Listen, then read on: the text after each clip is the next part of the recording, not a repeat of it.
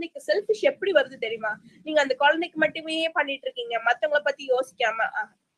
ஒரு சின்ன நாய்க்குட்டி வருதா, பாப்பா ஒரு பிஸ்கட் கொடு. ஒரு பூனை வருதா, கொஞ்சம் பால் ஊத்து பாப்பா.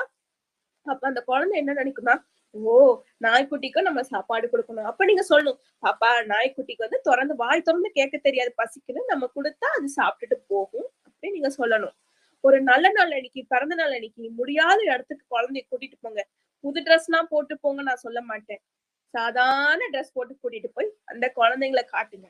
என்ன சொல்லணும்னா, பாப்பா இவங்க எல்லாம் யாரு, எப்படி எப்படி இருக்காங்க, நீ எப்படி இருக்கங்கிறத இன்டைரக்டா சொன்னீங்கன்னா அந்த குழந்தை மனசுல தோணும், நம்ம எதையும் வேஸ்ட் பண்ண கூடாது.